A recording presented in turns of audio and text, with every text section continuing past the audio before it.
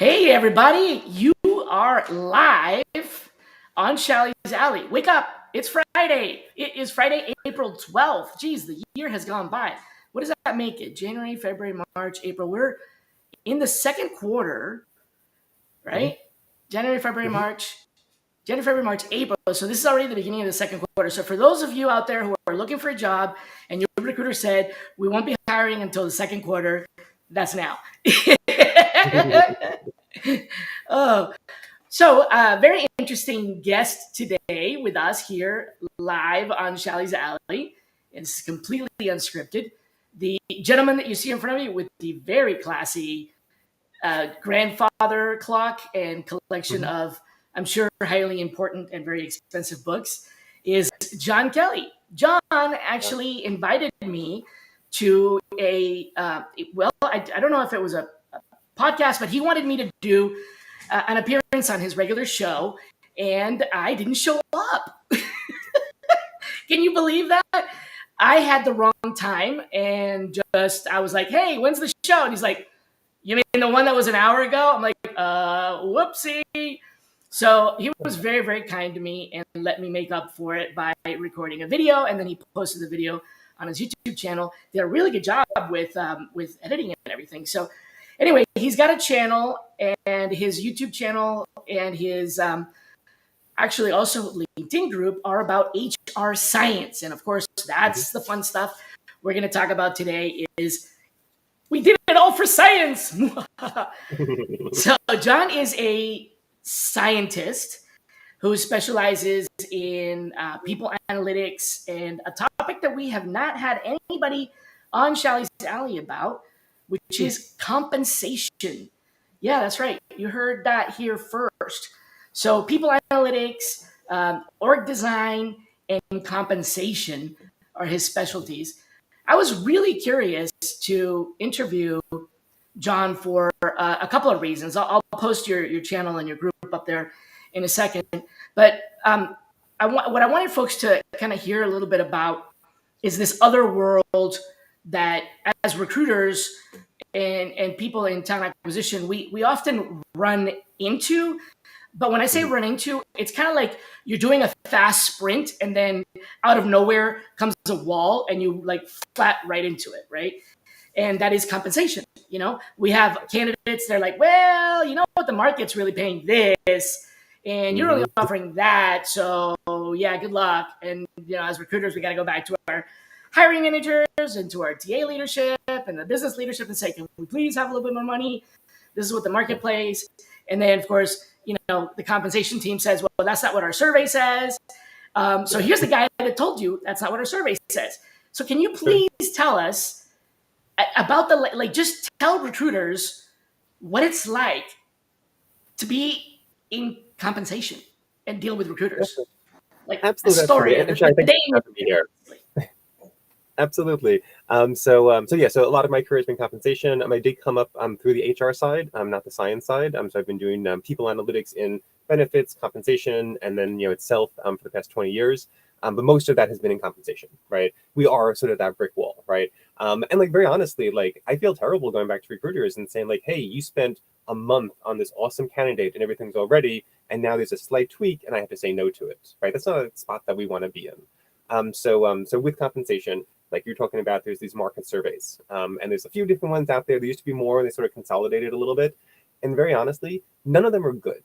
All of them have sort of messy data. They don't give it really to you in the right format. It's sort of a pain in the butt to sort of work with them, but it's the best data that we have, right? So we take all of this market data and we sort of say like, okay, so in this location, what is this job paid? And they say they're quartiles. They're not literally quartiles anymore, but they sort of give you something of like, was the bottom 24 percentile, was the 50th percentile, was the 75th percentile, and usually a few more depending on where they are. And then we have the conversations with the CEO and with the head of HR and sort of say, where do we want to pay, right?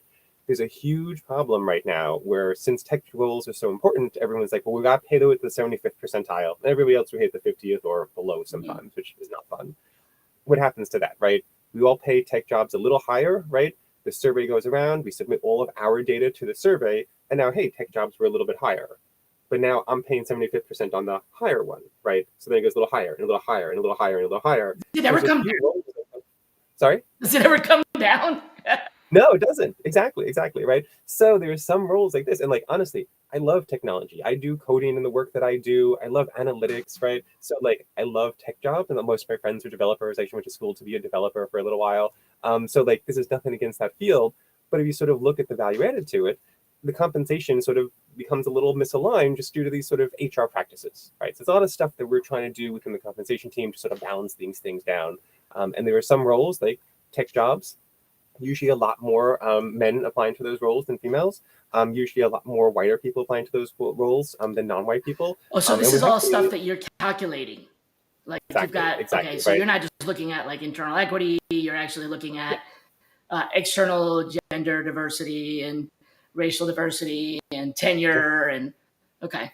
So how far exactly, right? behind when we get like, for example, I was at a company and they said that they were going to be doing this. They hired a company to do salary, Mhm. reviews, and then they bought some data from a couple of companies, and they kept telling us it's going to come out, it's going to come out, it's going to come out. It took like 6 months, and then it Mhm. finally came out, and we finally had our bands, our pay bands. By the Yeah, time that comes out, how obsolete is it? very obsolete. Honestly, something that I've implemented at a few different companies is just getting rid of pay bands entirely, right? Because they never work, right? Because if I give you a pay band and I say, as your recruiter, your pay bands for this role is going to be $80,000 to $100,000, right? You're going to be looking for around $100,000, right? Because Mm-hmm. you want to get the best candidates and the quickest, right? Mm-hmm. Your incentive is to push it. And you're probably looking a little over $100,000 too, because you can sort of push that a little bit, right? So what's the point of the pay band? Why even say 80, right? That was a waste of time, right? A waste of effort, right? So something I've been trying to implement to sort of make this a little bit easier to say like our target for somebody who's doing a good job in this role is $100,000. You find somebody more junior, they're going to be a little bit below that. You find somebody a little more senior, they're a little above that. But now we can have this conversation. You come back with $150,000. That person really that amazing? We can sort of have that a little bit, right? But like if we put in all these fake pay grants and then people break through them anyway, Anyway, what was the we're point? just fooling ourselves and we're wasting a lot of time. Right. Okay. So they're pretty much already obsolete. And Yeah. how are those? So how do we arrive at these pay bands? Is it a calculation based on what people are currently making? Or, because you hear about these companies that sell this information and they're consulting Mhm. firms that actually do this. So there must be a whole process to it. Where does that come from? Definitely. So pretty much the data is our data, right? So we work with different companies, we take Mm-hmm. all of our data, we send it to one central spot. The big ones right now were Radford, Mercer, Mm-hmm. McLaughlin used to be a big one for finance. There used to be a lot of other ones that sort of got consolidated into a lot of these, right? I heard I about send one of Radford these. and Mercer a lot, right? Yeah. Yeah, they're the two big ones. Radford's really big in the technology space. Mercer's really big in the global space. I used to work for Mercer. I had an internship there. I loved the company. It's a really cool spot. But yeah, so we send all of our data to them, and it's pretty much every employee and their compensation amount and Mm-hmm. some other stuff too, sort of based on their department, their job title, and whatever. This job sucks. Sending that And data, then putting it you into don't their look format, externally, template. Sorry. and you don't look external. So it's just our data. Just our data. So we send Oh, all of that to them, okay. right? But the problem is that since it's so annoying to sort of like tweak all the stuff, it goes Yeah, to the lowest level compensation person on the team. right. That person doesn't know a ton about jobs, right? They're getting sort of this thing. So they send in this really not great data. We sort of throw it together with all this other sort of not great data. And then Radford sends like an overview of that back to us. And that's the things that we build things like the job bands off of, right? So it's a lot of Mm-hmm. not really perfect data that people are submitting. Sometimes they're sort of playing games with it, right? Like I'm sure all of us have had a time when somebody said their job title was data scientist when they were really doing reporting, right? Because Yep. they know data scientists make more money, right? So there's a lot of that sort of gamesmanship. Got it. Theoretically, with the law of large numbers, right? Like if we get a big enough sample set and stuff is sort of equally balanced, a little high and a little low, it should come out to the right number. It's not balanced, high or low. It's always going high, right? Nobody ever is sort of underestimating their types of stuff. And the sample sets just aren't big enough a lot of the time. So the data we're starting with is not really great to begin with, right? What we have to do is try to sort of say like, okay, here's this data, and it's giving us some insights, right? And it's the best insights we have. There's not a better data source, or else we'd be using it, right? How can we build a model influenced by that data, but not just based But off that's of it, also right? realistic with what's going on in the market. Okay. Exactly, right? So that functionally is the market, at least the best we can do to it. The only other way to really do this in what I would sort of say is more a scientific way is look at government data. So the U.S. Has a lot of really great stuff going for it, but especially a lot of the data collection that we have is surprisingly good in the U.S. and just not as good in other places. So we have the census, which is written in the Constitution, so we have to do it in a certain way. there's something else called the American Community Survey, and it's not written into the Constitution. So there are a little more freedom to use more contemporary data methods in that. So like sampling and stuff like that. That data is free and publicly available. So you can go on right now and get huge amounts of information of how people are being paid across the country. The jobs aren't as specific as we really need, right? We really like to look at these very zoomed in jobs. And instead they're like, construction foreman, which could be anything from, houses to buildings to nuclear plants or, okay. Exactly. What about But BLS, the Bureau of Labor Statistics? Do they have also, is it different data or? Sort of, the American Community Survey is sort of the best with sort of compensation data. The ones that's the only one that I've sort of seen really used in practice pretty successfully. But what's really good with them is that they have data down to the zip code, which you never really get very well from Radford or Mercer or salary.com, right? So there's sort of some balance, right? Do you care about the jobs more? Do you care about the location more? I've done it before where we sort of merged both data sets and did some sort of interesting stuff by sort of looking at it that way. But a lot of compensation was really just like taking something from Radford. It says this job should be $125,000, and then we set our range to $125,000. And that's getting really outdated, right? Okay. We need to use this data and sort of understand like the problems with it and where it's successful, and then have it inform what we're doing based on a lot of different factors. Like, which are the teams that we want to grow really quickly, right? What are the areas that are really critical to us? Right, you want to pay more for the areas that are more critical, even if it's paying more than the band. Okay, so definitely not the BLS, and it's census. If there hasn't been a census, might be quite dated. What about like W-2s? What about the information we collect from W-2s centralized? Like, does the government somehow have an analysis of actual tax filing? Because that would tell you what the job title and the salary is, wouldn't it? Right. That would be amazing if we can sort of get at that. So to my knowledge, that's not public information to my knowledge. I do know that sometimes there are certain researchers that are allowed into that. But even if we took a step back a little bit, just at the census data, right? So with the census, it's like the goal of it is to literally get everybody in the country, and like they get surprisingly close, right? Not there, but surprisingly close. But if I, sort of gave you this like very high level census data of, these are some averages and these are some medians and this type of stuff, right? People have ways to de-anonymize even that, which is pretty amazing, right? So the census itself actually has to tweak and lie about some of their numbers very slightly in order to make it really hard to sort of de-anonymize that type of stuff. So even at that level, it's really hard to keep it confidential. When we look at stuff like W-2s and things like that, they're not going to release that because, you could figure stuff out. Right. Like if you happen to be the only person with that job title at the company, then it's probably you. Yeah, that makes sense. What about like, so surveys where they, like, for example, I'm thinking it out loud here, but I remember typing this. So like LinkedIn is asking you now, what do you make? And Glassdoor and Indeed and PayScale and places like that, where they actually ask you for whatever services that you're like. For LinkedIn, they tell you, oh, it's to show you better jobs or whatever. And of course they tell you stuff that you want to hear. But what about that? Is that even remotely accurate, or do a lot of people just kind of lie on that? Like there is always the concern of people lying. In my practice, I very rarely see that. And I know this isn't asking you to answer your question, but to sort of take a quick aside, I ran an employee survey for a hedge fund years ago for, I think it was 1,200 people, something like that. So a reasonable size organization. And the first year I ran it, I continued to run what was done previously, fully anonymous, right? And the next year I was like, you know what, we're going to not anonymize this, right? So when you write that you didn't like this company, your name is going to be attached to that. And what I said to everybody is like, only the functional people analytics team is going to be looking at this, right? We're not going to tell the CEO that you don't like, the color of his hair or something like that, right? But what we can do with it then is that we can sort of see, look, who answered the survey this way, and then 6 months from now, who left, right? So what are those questions that really indicated who was going to leave? So we have a lot more leverage on the survey data. I did the survey, 2 years in a row with this, one anonymous and one not anonymous. There was no drop off from participation, and there was no shift in our engagement scores, right?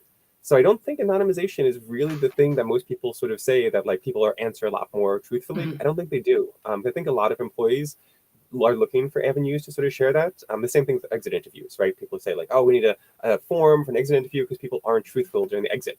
People are incredibly truthful during the exit. I used to be head of HR and I did every exit interview. I thought it was super important. And people told me the worst things very truthfully because they're going out the door, right? They've been bottling this up for a while. They want to share with somebody. They want to be heard, right?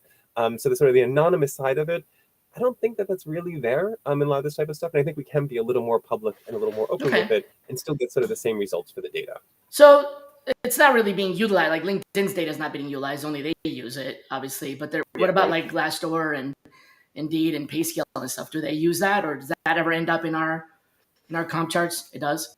So no, definitely, definitely. Okay. It sometimes does, but I'm one of the ones that sort of questions against a lot of Ah, that, right? Because okay. if you sort of think about it, right, you assume that we have a lot of really messy data, right? So if your job, let's say you were getting paid $100,000, right, and the data that comes in might be like 90 or might be 110 or something like that, because like someone maybe misclassified you a little bit, right, or something along those lines, right? So everyone has sort of messy data. What I think is an analyst, you might think is a senior analyst, all this stuff that's like not Oh perfect, yeah. right? Right. The only way to sort of get around that would be to sort of just get a ton of it, right? So if you think an analyst, you think this job is an analyst, and I think it's a senior analyst, and we both do it, the number's going to be funky. If 1,000 people did it, right, it's probably going to come to like something at a reasonable spot, right? The more people sort of doing it, the more data you have, the better. The problem with a lot of these is they have very, very small data sets. So people ask me, is there like a boutique compensation survey just for a very small area? We don't want a small area, right? You want the biggest area possible, Mm-hmm. right? When I give them the data, like, oh, can we cut it this way and this way and this way? Can you just find people who are in this type of job, in this Like it's location, in too this zip code? specific. I can, but then you have 15 data points, right? Or if I cut it another way, we can have 5,000 data points, right? So that's the only real like push we have against sort of this like crummy data. So the best thing that we can do is sort of like zoom out as much as possible, and then be very careful about where we zoom in and use different methods, right? So before I talked about the American Community Survey, which is again sort of like the census, but it's done more often, we can sort of take some of the data from that and have it influence some of our data. So if I felt that we wanted to look at, let's say I'm in New York City, right? Let's say we had a huge office in New York City and only a few people in other locations, right? And we had like maybe like 5 people in Iowa. The data in Iowa is probably not very good because there's probably not a lot of people in Iowa doing what we're doing. So we can mark on Radford the New York City rate and really get a good idea of that, because there's a lot of people in New York City, there's a lot of people in our company in New York City, get a good idea of that. And then we can use something like the American Community Survey to sort of say like, well, what's the difference between pay rates in New York and Iowa, Okay. right? And sort of leverage these different data sets together a little bit. So yeah, so the biggest thing to sort of remember in compensation is like, as much as we can zoom out, we get better data, and then we zoom in only exactly where we Where need we it. need it. And Okay, sort of that get makes more that data. sense. So let's pivot this over to the other really interesting thing, and that you and I kind of touched on a little bit is org design. And so you said that you don't usually get access to be able to work on that, but you've recently been able to get into org design. First of all, define org design for those of us that don't know what it is. Mhm. No, definitely, definitely. It's a really good question, because I think there are a few different ideas sort of going out there. The way that I would define it, right, is that if you have a recruiter, right, they're trying to sort of get that job. You have the step before that, the sourcer, and Mm-hmm. you're trying to get a lot of different candidates and trying to like find the right people for that job. The step before that should be organization design, which is sort of saying like, what should this job be, right? If we have a marketing team, should we have 5 managers and 15 employees, or should we have 3 managers and 20 employees, right? How do we want to set that up? How do we look at, connecting that to compensation data? All of that sort of like really developing what's going to be in the job rec should be the org design stuff. And it serves sourcers really well, right? Because like I would wager there's a few times that you've sourced a candidate perfectly and the hiring manager's like, well, I changed my mind, right? We want to do something else. We want to have someone a little higher level, whatever, right? This is sort of trying to have that conversation really early, but not having it by candidates, right? Not even having it by role, but having it by team. So if we can sort of go back to the hiring manager, right, and sort of say, hey, you run the marketing department, tell us how marketing works, right? What are the areas you want to grow over the next 5 years? How is it working right now? Where are the stumbling points? What do you want to sort of do? Really develop a really good hierarchy to that and a really good plan to it, and then come back and put employees into it. Because you can develop this hierarchy without employees, and then sort of say like, okay, I think Harry would actually be really good to get a promotion over here, and I think Sue would be okay over there, and hey, look, there's an open rec here, right? And sort of go from there. So it's sort of really trying to sort of get in front of what we're doing in sourcing, and also, of course, in things like compensation and performance and all of these areas, to have a really strong idea of like, how can HR bring our special data, bring our special knowledge to help develop a team and really sort of help the manager, excuse me, help the manager understand what are the methods to sort of make a team better, Got right? it. And sort of Got it. So think instead of about the that. manager saying willy nilly, okay, I'm going to have a team of 5 and here are going to be their jobs. And this is the HR function, the people function coming in and helping them structure that to get more efficiency and improve communication and essentially drive better results using the psychology of organizational design. Yeah, definitely, That where it definitely. comes So from? like one of the Okay. things that's just a sort of a really easy example, right, is that if you're in a startup and you're growing really quickly, a lot of my career has been in startups, right? You start off with one person that does X and they wear a lot of hats, and you grow and now you have 10 people that do X and they wear a lot of hats, right?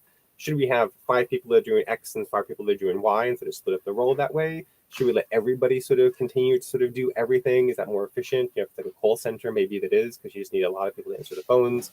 Should you have it with like a badging system where you sort of come in a generalist and then you can get badged to sort of be a specialist and you get more money that way? So just like conversations like that a lot of managers don't really think about, but has a huge impact on the employees, right?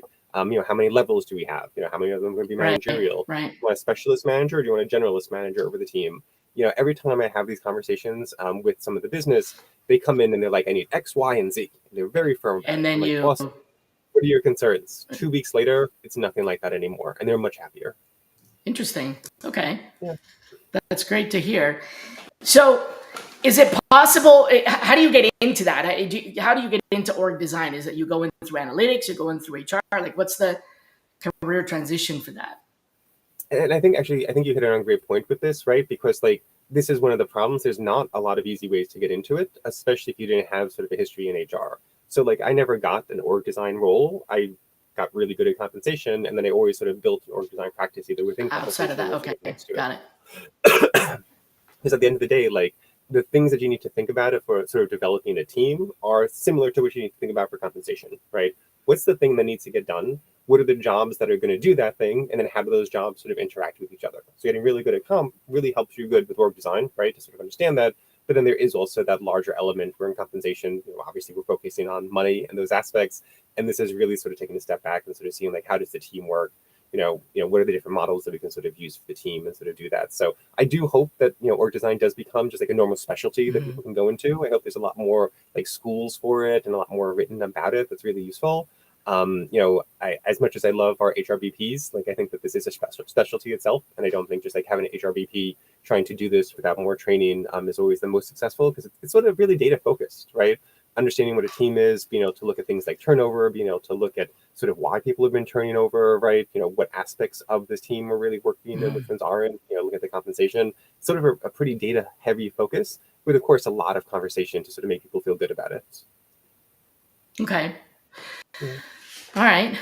I wanted to, there's one other question that I wanted to ask you before we run too far out of time and I need to wrap things up. But I wanted to ask you about, well, let me preface this question with saying that there are two areas in people analytics switching now to people analytics, which is squarely in your, in your long-term career. You've been doing a lot of it in different ways from HRIS to whatever, but so I've been toying with people analytics for the last 7 years, not nearly the depth that you have.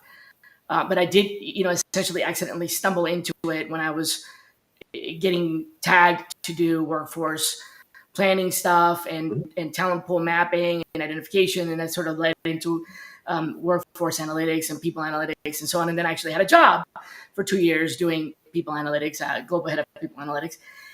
And in my experience, as amateur as that was, there are two significant, well, there are at least two, or at least these are my two challenges in doing the job. One of those is figuring out or understanding what to analyze. So not necessarily the formulas. There's a lot of help on the formulas. There's a lot of help on, what you should be, the questions that you should be answering, what the leadership team wants. And in some cases, the company's leadership team just tells you what they want. But the challenge that I encountered was in figuring out what to analyze. So, what data to pull. And the second challenge for me was visualizing it, telling the story. And let me explain on both of those. So on understanding what to analyze, figuring out what data to look at, there are a lot of different micro challenges within that. For example, there's data structure, there's data hygiene, there's there's incomplete data, incorrect data. all these other challenges, but just forget about all the little challenges. The big challenge is what should I even be pulling, right? Like what data should be pulling? And then on the other side, on the visualization, it's not that I have a hard time visualizing data. I can tell the story. The problem is what story? Because if you tell too many stories, they're not listening. And if you pick the wrong story, they're not listening. So it's almost like, how do you figure out what question to ask the data? And how do you figure out what story to tell? And those are my two challenges so what do you find are the big challenges in people analytics? No, definitely. You really hit it on the head. So the way that I talked to my analyst about that, so I currently have one analyst. I'm trying to hire two more up for my current role. And, I always go to them at the very start and sort of say like, hey, you're joining the team. You're really good for the technical aspects, right? If somebody gives you a request that they need whatever report or dashboard or analytics or whatever, and you do that perfectly, you failed, right? Our job isn't just to create a visualization or a report or something like that. Our job is to take our specialty experience and bring it to the business and really help them understand their questions better, right? So what you were talking about before, sort of like understanding where to look in the data, right? I have a pipeline that I try to sort of use, these organizations, and I call, the people analytics pipeline or this HR pipeline, right? And it starts with the real world because we're real people, right? All the data that we're working on is about people, and people exist in the real world, right? And then where we come in is that first step is abstraction, right? What is the data that we're getting? Because the data isn't the people, right? Our headcount report isn't people, right? It's sort of this abstraction of it, and sort of make sure that we understand like the faults in that extraction, in that sort of abstraction, right? Yeah, so I get that. Yep, the big picture. Right. Definitely. So then the next step is the analytics side, where we do sort of the heavier analytics like you're talking about. And then after that, there's the D abstraction, which is usually where the HR team just sort of forgets about it. It says like, hey, we found a correlation. Here you go. Throws it back to the business, right? And that's a huge failing too. And the last step is something like policy, right? Or something along those lines. And HR analytics needs to be a little more ingrained in all of those steps to do it successfully, right? So we need to be at that beginning to sort of say, what data are we collecting, right? The number of times that somebody will come to me with an employee survey and say, here, analyze it. And I'm like, you should have called me when you're making the questions, right? I can help develop questions that are going to get you better responses, right? But then I can analyze better, right? Or at the very end, they're like, okay, give me this report. And I'm like, why, right? Why do you want this report? Help me understand the business question you're trying to ask. And I'm going to give you some really data-informed information that's going to help you answer that question. But it's probably just not going to be that report, right? So we need to be involved in that policy side too. We're not going to be the ones that decide every policy, right? But at the end of the day, like if we're not in that conversation, the people who are missing out of a lot of this, right? So like that's the way that I try to sort of tie it all together and sort of make sure like sort of a little bit like the business partners were doing, right? Where before they were sort of generalists and they sort of did a lot of different pieces and it's sort of administrative. And they were like, no, we could do more than this, right? We can understand how sales works. We can understand how marketing works. We're going to be embedded in your team and really do that. That's the exact way that we should be looking at people analytics, right? Right. And do you like the root cause diagnostic? And that's the part that I really enjoyed. And I was able to do that quite well. And, but I get what you're saying about the abstraction and the analysis, but you kind of left me behind, or I fell behind with the de-abstraction. Tell me about that. Sure. Definitely. So if we sort of think about the these different steps, right? The only step that's really computer focused is that analytical step, right? When we're thinking about like what type of data to collect in an employee survey or in an HRIS or something like that, like that's a big human decision because it's really important about sort of like thinking about it from a human perspective. And then that de-abstraction would be sort of things like the visualizations you're talking about, reportings, dashboards, sort of anything like that, right? And that's also a real human aspect, right? Because like the numbers themselves, crunching the numbers to find if this correlation is statistically significant or something, let the computer handle that, right? And we have computers that do really good jobs at that, right? And they just sort of do it perfectly, right? I use R very heavily in my analytics, and I don't have to worry that I did the math wrong, right? It does the math perfectly all the time, provided I set it up correctly, right? Where I need to worry is that de-abstraction of if I put this number on a piece of paper, is the person who's reading it, is their mind going to jump to the right conclusion? And this is a huge problem, right? Especially when I did a lot of DEIB reporting, where I would do whatever dashboard or report, and somebody would see that and say like, oh, we have 51% white people and then 49% black people. That's a problem. And the next month, things slightly change and say, wait, we have 51% black people, 49% white people, everything's good. And it's like, that's not what the numbers are saying. Right. That's somebody who didn't understand the dashboard and the numbers. Oh, and so they just see the numbers and they make their own decision based on that, but that's not necessarily what the data. I see. Exactly. So it's that's like, it's the interpretation of, okay, got it. So and it's our job to build a dashboard that's going to help them come to the right conclusion. And this is why dashboards actually don't work pretty well, because I can build a perfect dashboard that puts in the correct information and all of that, and somebody reading it is going to look at numbers that I haven't seen, because the point of the dashboard that it runs without me looking at Right. it, right? And they're going to come up with a certain conclusion, right? So we need dashboards. I'm not anti-dashboard, but most of the time it has to be a better conversation with it, so that they can say like, oh, well, does this mean this? And the human from my team is going to be like, actually, it doesn't, right? Or we can look into that more to sort of see if it is connected, or sort of give that sort of context, right? And we can build some dashboards that do that, that really can sort of give you, so if you imagine something that's like a turnover dashboard, right? And it sort of has this chart with like the percentage turnover for one team, right? And then under it has another chart that's like, well, this is the voluntary turnover. And then under that, it has like, this is the involuntary turnover, right? You got some insights from that, right? You were able to sort of see like a little bit of the story of like, oh, turnover is really bad this month. Why? Oh, it's really the involuntary turnover, right? And we can build dashboards that sort of help tell the story. Just really hard, right? Because we don't know who's going to be listening to that story. So we have to really, really tweak it really well. And like the last piece about this that's the most important is that like tweaking that is based on sort of morality more than visualization, Yeah. right? Okay. It's sort of a moral imperative to make sure that the person who's making this decision has the information they need to make the right decision, or else the data is going to be pushing things in the wrong way. And Yeah. that's the worst thing that could happen in analytics.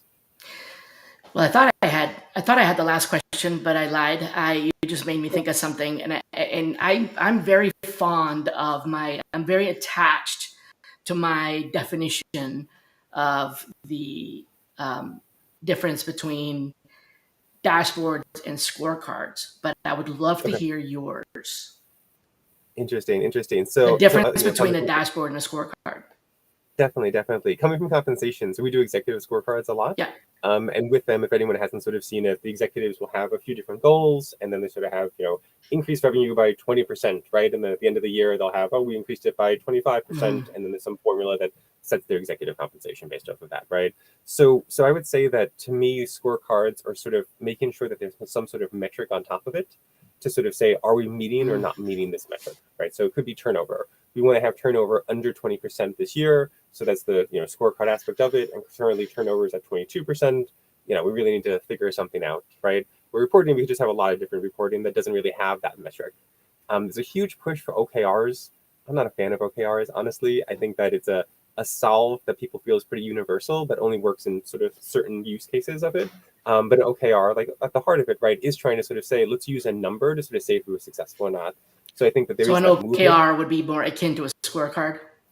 Exactly. Okay. So I think there's a lot more interest in scorecards now, which is good. Having some metrics gives people something to sort of tie to, right? So it's sort of foundation point, right? Because like honestly, if I know that you've been doing this for a while, but if you got a new manager in and you said, hey, your turnover is 17%, is that good? Is that bad? Right? How does the manager know what that's going to mean without giving them something else, right? Same thing with compensation. We said, hey, I'm going to give you $150,000, right?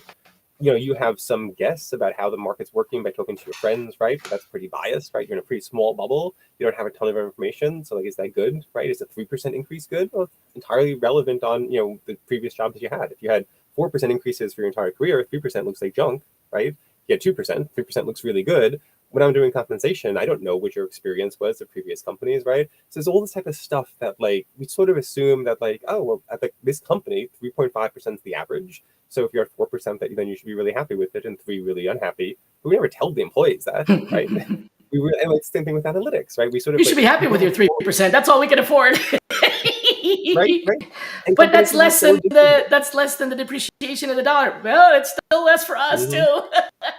I used to run that report every year just for my Man. friends. I'm like, hey, everybody, you got your increases, right? Here's inflation, here's depreciation, Oh, they all of loved that you. stuff.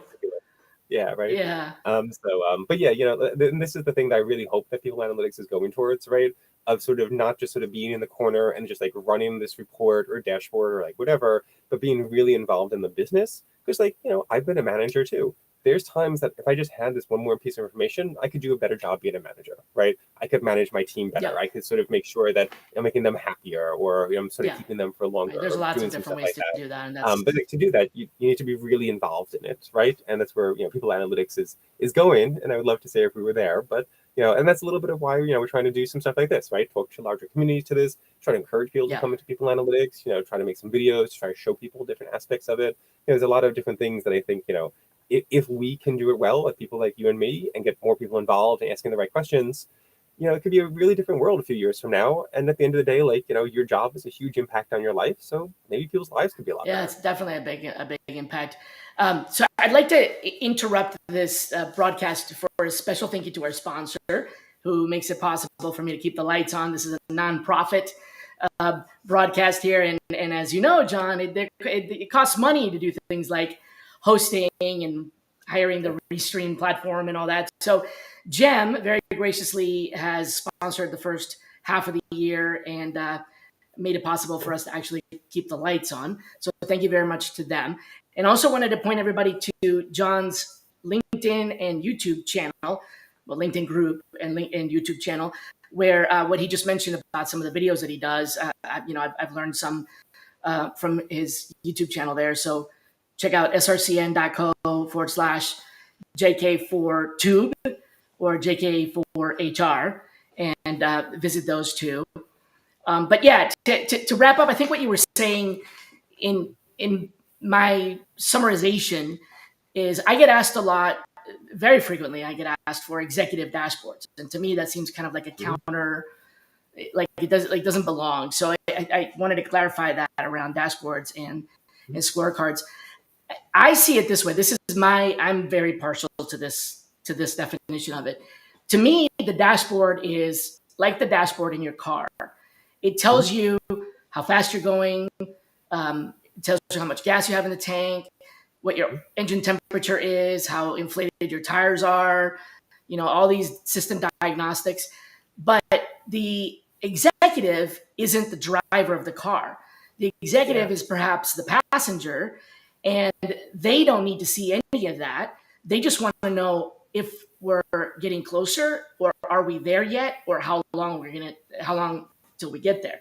So I like to take that dashboard information, and which already, in my opinion, should have metrics in it. It should have metrics. If you're going to show turnover, you need to show turnover versus last year for the same group or compared to other, et cetera. But I would like to take that and say, for example, on the turnover question, if our normal turnover is 17% and we're tracking at 15%, then the scorecard would literally just show a dial where in the middle is 15%, because that's our target. And the needle either is above that, higher than average, or below that, lower. And that's literally at a glance, we know if we're doing better or worse than we planned. Are we there yet or not, right? And similarly with, like you said, we're trying to increase sales. I would have the dial that says 20% as the max, and then how far we are, to get in there. And if they need to know more, they can click through to the dashboard. And the dashboard can say by quarter, by department, and all that other stuff. But what I found is that if you give people too much, if the dashboard has too many things in it, they'll either focus on the one thing that hurts them the most, that is most painful to them, or they'll either laser focus in on, oh my God, we have 17% turnover. This is terrible. How do we fix it? And ignore everything else. Or they get overwhelmed by all of it and they go, I don't understand this. Can you explain it to me? And it's like, okay, either one of those are not very beneficial. So just my 2 cents, No, I think it's the perfect analogy, right? Because if you look at cars from the past, right, there was a ton of stuff on the dashboard, right? And like it looked cool, honestly, right? Like you have like all these gauges and stuff like that. But which ones did you use, right? If I have a car, right, and I'm looking at it and the gas is almost, I almost have no more gas, I take an action, I go to the gas station, right? So there's a very clear, see this thing, take this action, right? If we don't have that in our dashboards for everything, right? If an executive sees that turnover is high, what's the action that they should take? If you don't have that written out before you put that dashboard out, it's not as useful. You didn't do a good job, right? And if you sort of look at some more modern cars, right? So a lot of electric cars now, like you need to still charge them, but you don't tell it, like it doesn't have a little thing that like tells you like, oh no, you don't have enough charge, right? It just brings you to a charging station, right? It's solving the answer for you, right? And I think that's where we need to sort of look at this, right? Is there a thing that we can sort of do in the computer that's going to help solve this, right? And really get the fix to it? Or is there a thing we're going to do in the computer that's going to have a human that's going to solve this and get the fix to it? And just write all of that out beforehand, right? And anybody can do this. You don't have to be, in a data science team sort of thinking about it, right? And put together a report, ask the person, well, what do you do with this report? Oh, I send it to Harry. Oh, okay, man. well, what does Harry do with the report? I don't know, right? Like, Yeah. everybody should be doing this, right? No matter like, where you're doing it. I can't tell you Because, like, where this happened, but let me tell you a funny story. So I was a consultant working for a large company, a worldwide company, and they brought me in to answer some questions about talent. So I had to do some audits, and one of the things that it took me to meet this analyst that had this report that was literally like an inch thick of paper. Yeah, this was a while back, right? It was a PDF, but most of the time he had it on his desk as a paper report. And I looked through this, and I'm like, wow, this is a really deep, like there's some very deep data here that makes a lot of predictions, and it's prescriptive, and it's analytic and really in depth and everything. And I asked if I could have a copy. I studied it. I went back to my sponsor, who was the person that hired me for the consulting, and I said, who's getting this report? And he goes, I don't know.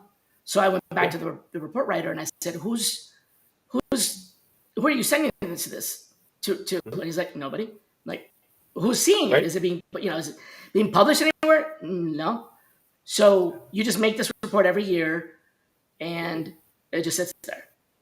Yeah. And nobody asks you for it. And he's like, nope. Does it go? Does somebody take data from here and do something? Like, it was literally this guy's job just to produce this thick report that had a lot of really important information in it from multiple sources, and nobody was even seeing the report.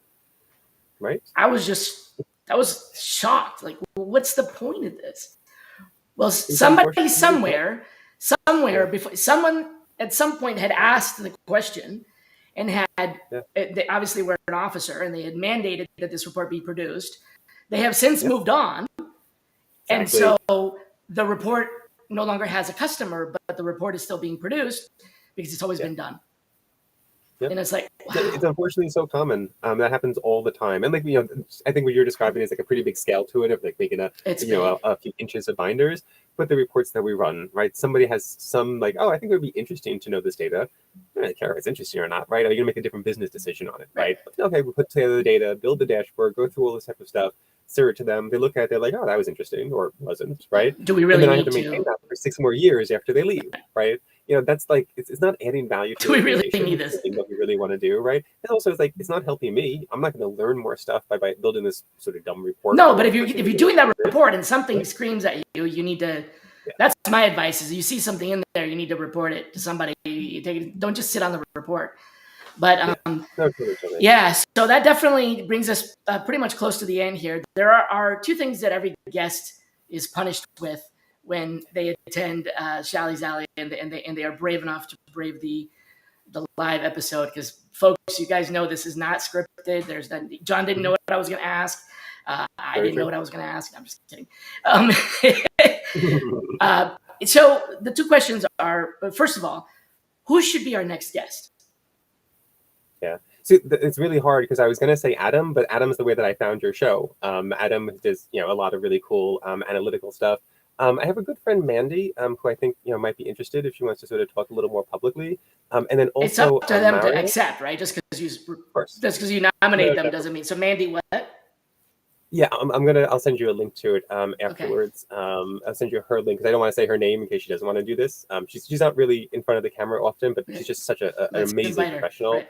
And also our friend Maria, who runs a organization that does improving employees' performance, but in a way that I think is just entirely different than anything else I've seen.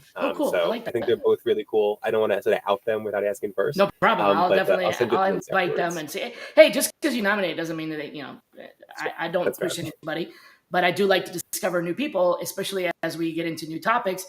And I've been reading a lot about how retention is the new recruiting. So employee improvement, employee improvement. That was a boring thing to say. Employee performance improvement or performance improvement and things like that. Definitely pay into that. Okay, cool. So I'll be waiting for those 2.